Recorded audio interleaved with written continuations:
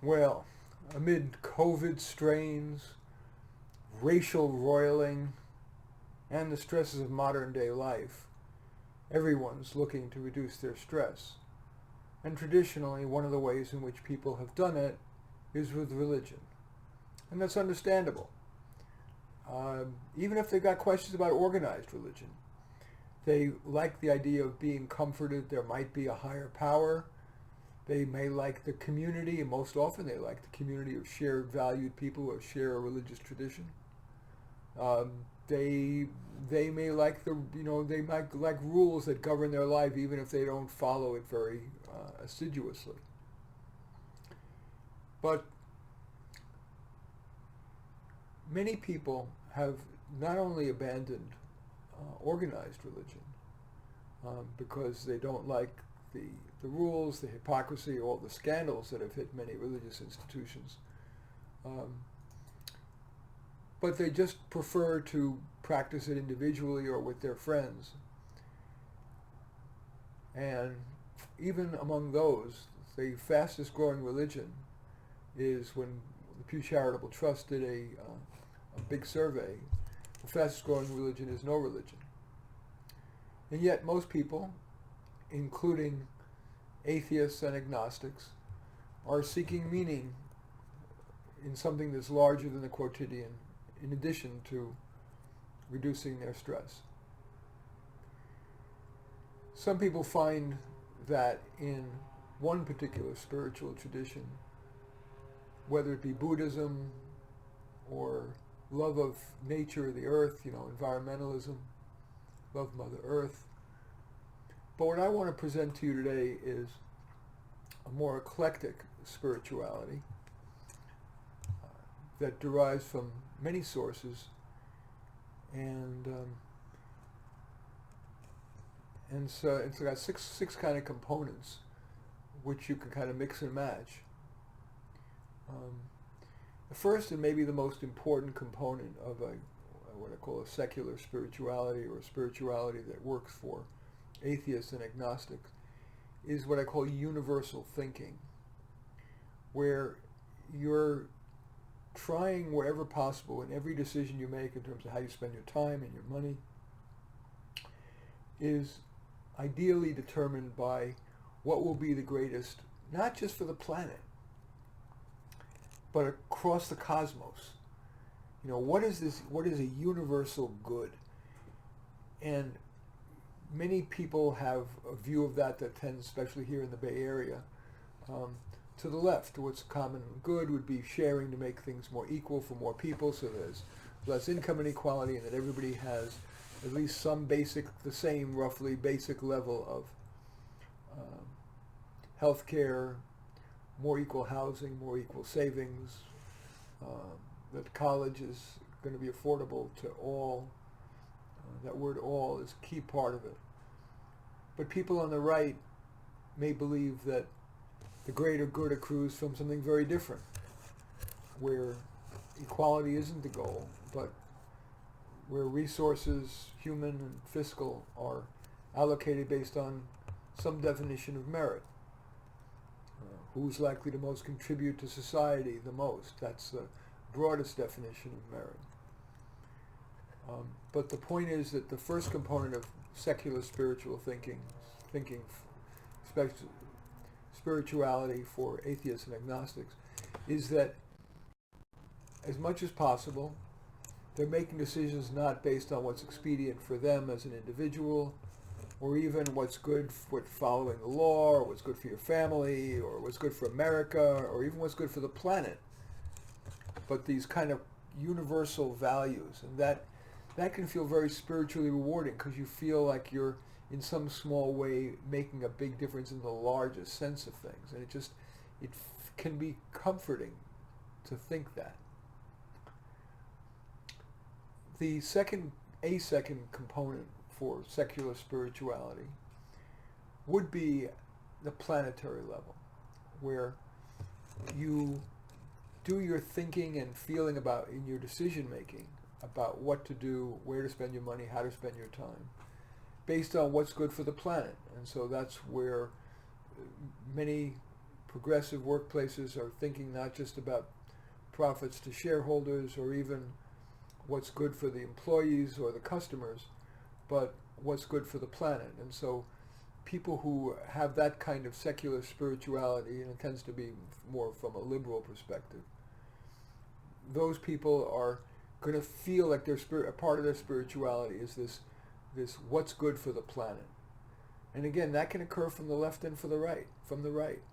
The left will view generally it means consuming less, placing severe environmental restrictions on on companies and what they can emit into the air and the water, reducing the use of just materialism and consumerism and ever more recyclable stuff, etc.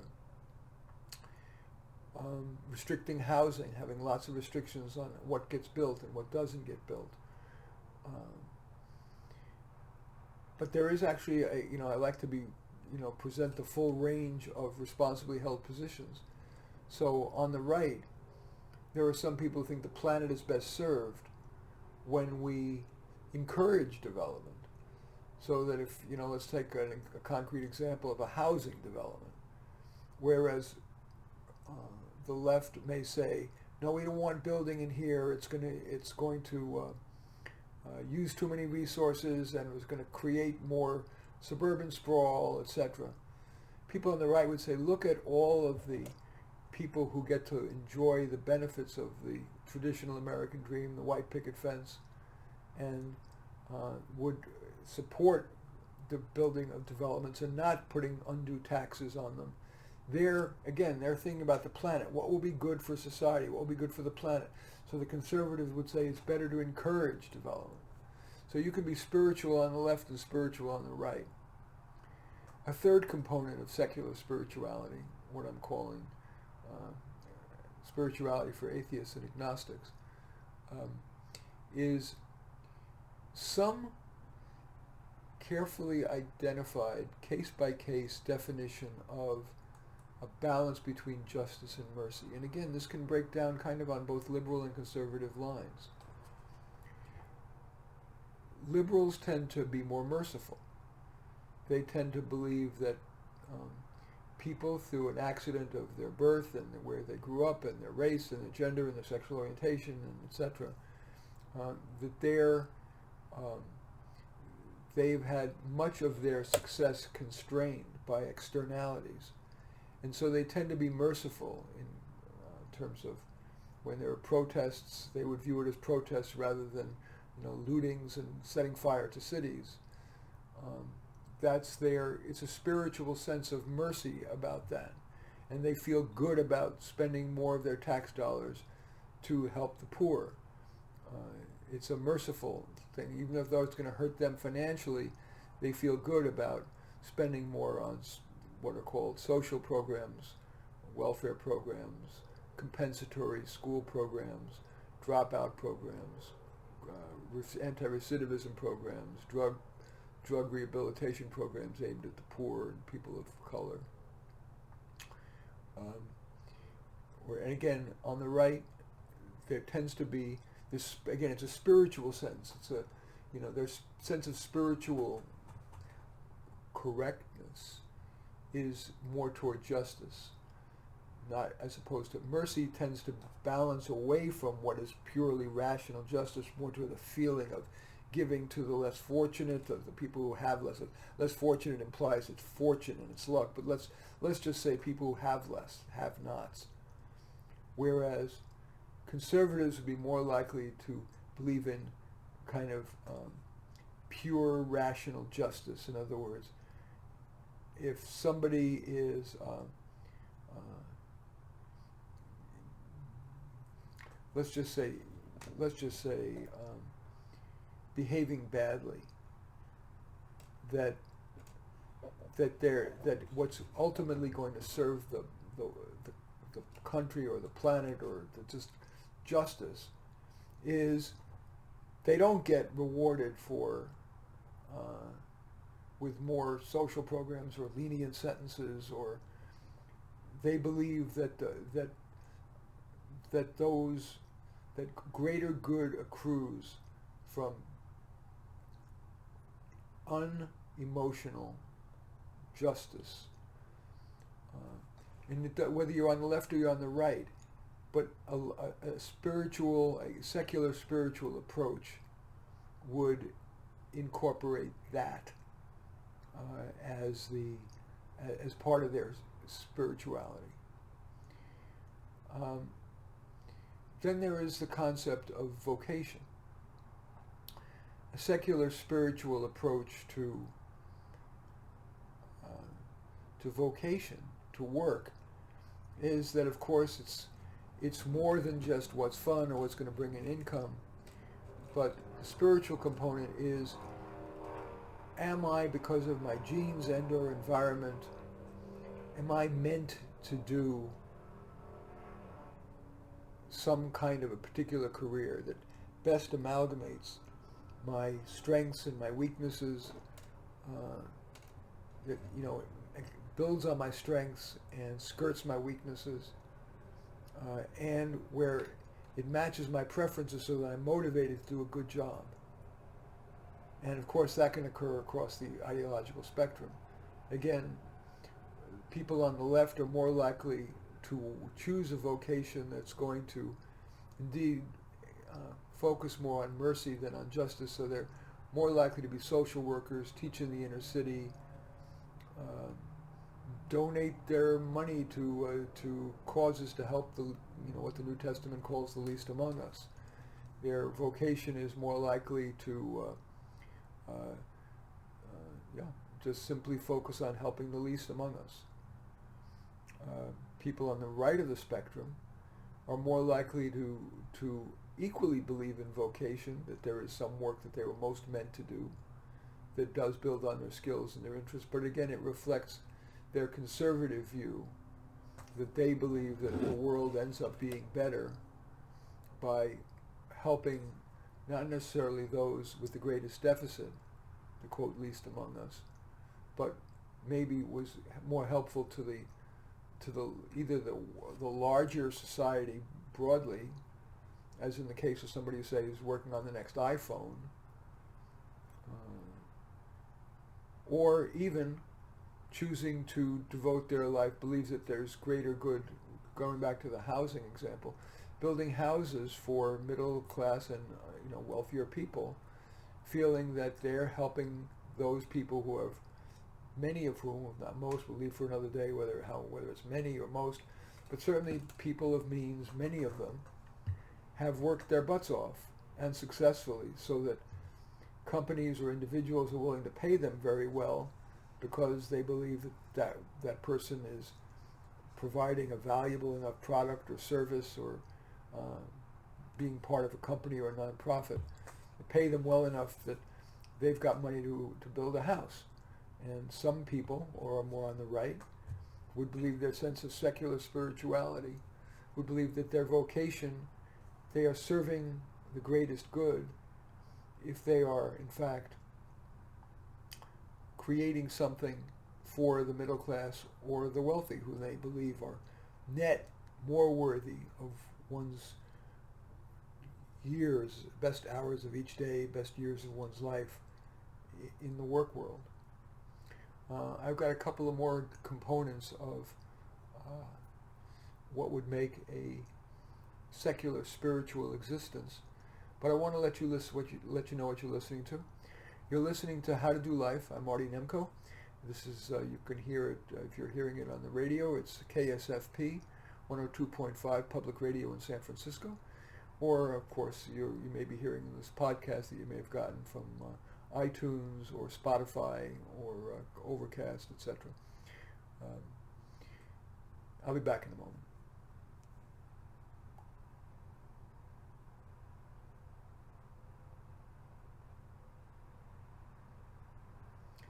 I'm Marty Nemko. This is How to Do Life. Thanks very much for staying with me. We were talking about what I call secular spirituality.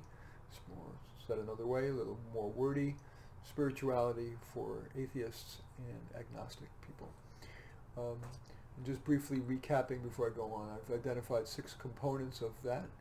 One is universal thinking and ideally decision making. That is your decision making about how you spend your time and money, is considering universal values. What is seemingly right in the order of the cosmos? And by the way, each of these can be interpreted from a leftist, centrist, or right-wing perspective, as I tried to outline earlier.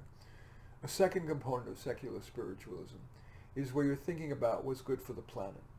And again, this can be, from the left, as in the case of environmentalism, or on the right, in terms of, say, I use the housing example, we're building more housing that's nice, if you will, rather than just functional, ultimately makes more people happy relative to the environmental disadvantage.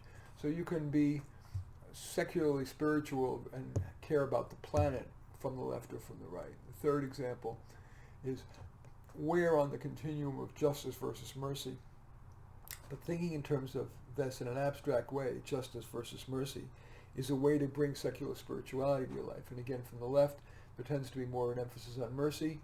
On the right, tends to be more of an emphasis on rational justice per se. The fourth component of secular spirituality is vocation. And again, it can occur from the left and the right, but choosing a career, the way to spend the best hours of your day, the best years of your life, using your best skills, skirting your weaknesses, in the service of something that you believe will make the biggest difference, whether it is for the, quote, least among us, as the New Testament would say, or for those who the person believes are more worthy of your time and effort, which might be, for example, to build middle-class housing so that people can live in something more than just the functional minimum.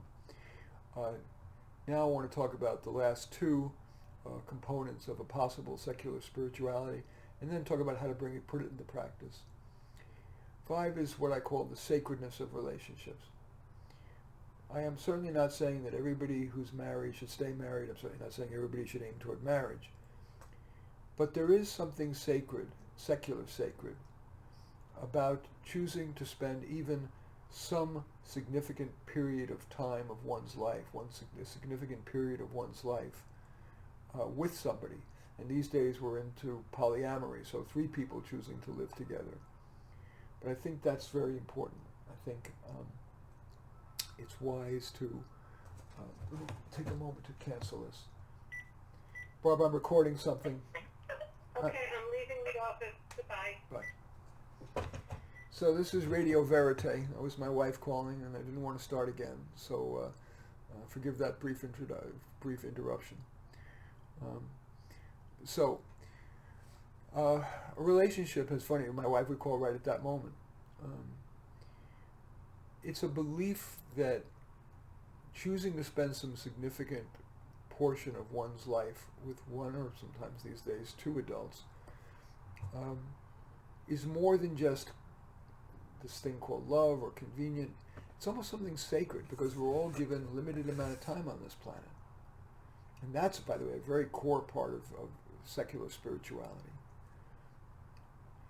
If you choose to spend your time, your time, even monogamously, but even if not monogamously, you have an affair or affairs, but if there's one primary person in your life, or 2 primary people with whom you live or spend lots and lots of time, that's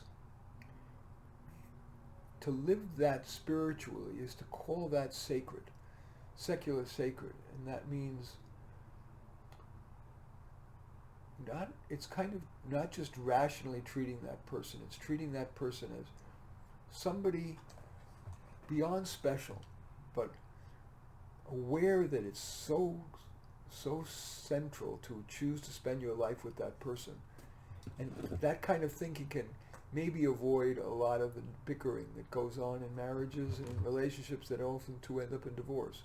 Now, this kind of secular sacredness about a relationship does not need to be limited to romantic relationships. At its best, and I believe me, I'm well aware that in real life, regular relationships very often are not anything but sacred. People are human, and so we get into disagreements and out and out fights. But if you have a child, or you're an adult and you're dealing with your parent, a part of a spiritual life that's a secular spiritual life is realizing a certain sacred nature, secular sacred nature to that relationship. Of course, every kid is going to be challenging at times, and there's going to be frustrations at times.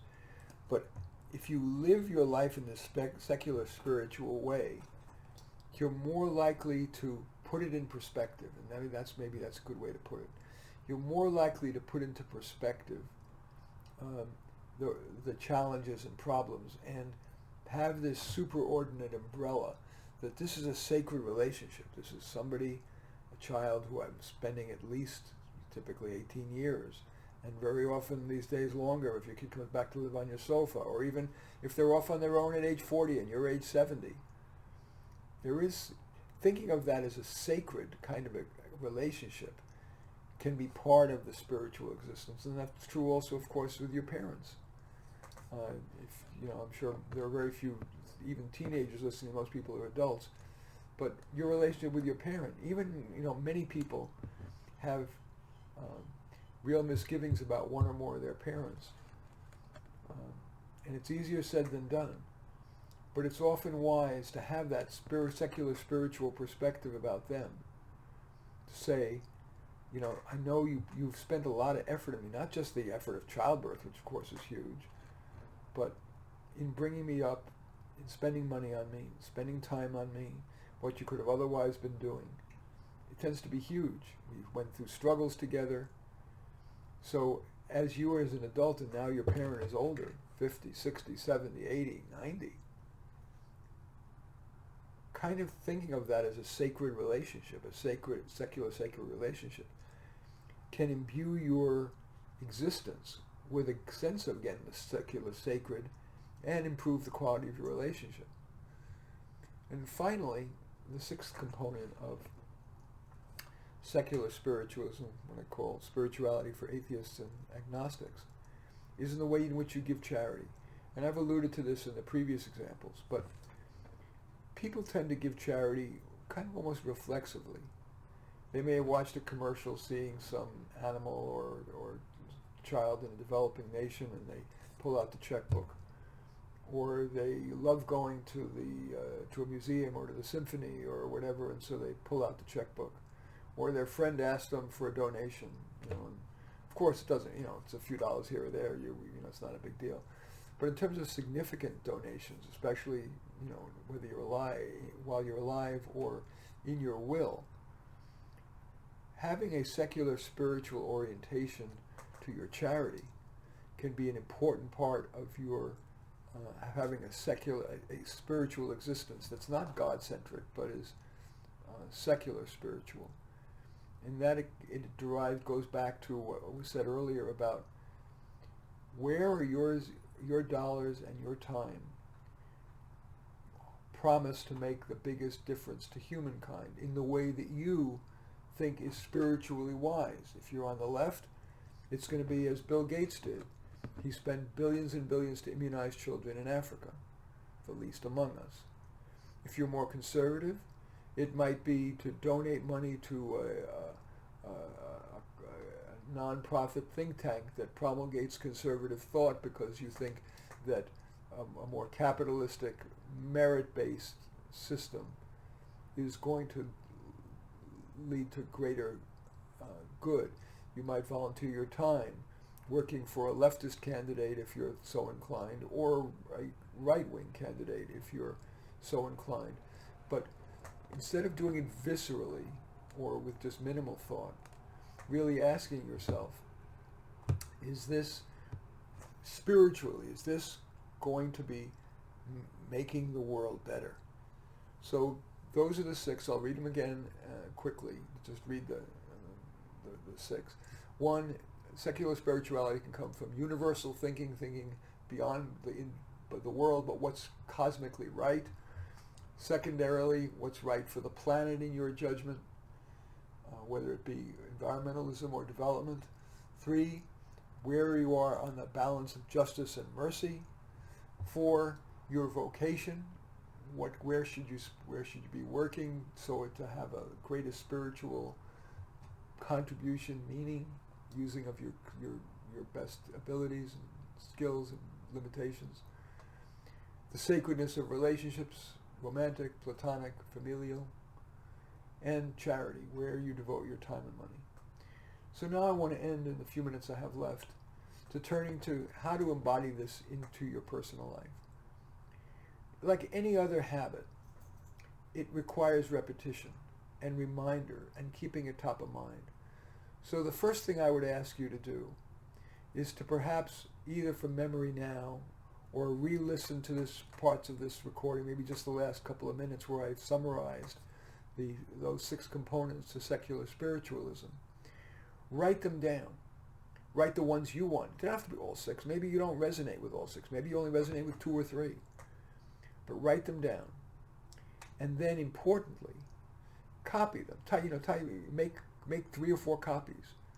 Put one onto your computer, where you see it as your wallpaper on your computer. Put one on your bathroom mirror. Put one on the, tape it to your nightstand. And maybe even, until it becomes a habit, read it 3 times a day aloud. Not like the Pledge of Allegiance so that it's automatic, but more so that it really penetrates. Say it with expression. Paraphrase it. That can help and inculcate the new habit of building those components of your secular spirituality into your life. And then, especially in the beginning, try to keep those in mind as you make the day's decisions. But what are you going to do that day? What are you going to spend your money on that day? How are you going to interact with this person that day? Who are you going to call? Are you going to call which family member? How are you going to deal with the person when you're frustrated? Making those things a part of your day-to-day behavior, and to keep you very vigilant of it. You might even, and this may be taking it a little extreme, but you may want to write down, keep a little log of how you do. I want to show you something here. Not my dog over there, although you're welcome to see that. My sweet doggy Hachi, who is spiritually very evolved, sweet creature, all goodness and love. Anyway, this thing is called a flip note. It's a little notepad that has a pen built in, and it can't close until you put the pen in, so you can't lose it. And it fits beautifully into a shirt pocket or a pants pocket.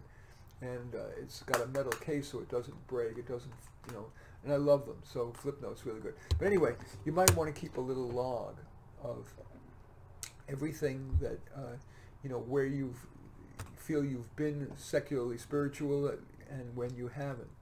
And you don't have to do that for long, maybe a day or 2, but between writing things down and looking at that and reading aloud that list and, writing down your list of what your version of this secular spirituality is, reading it aloud and then logging your successes and perhaps failures in that regard can help infuse your version of secular spirituality into your life. In any event, that's all the time we have today on How to Do Life. I do want to thank you as usual for listening, if you're listening this as a podcast or on KSFP radio, or if you're watching this on YouTube. In any event, as I like to end every show, this is Marty Nemko reminding you that we find comfort among those who agree with us, growth among those who don't.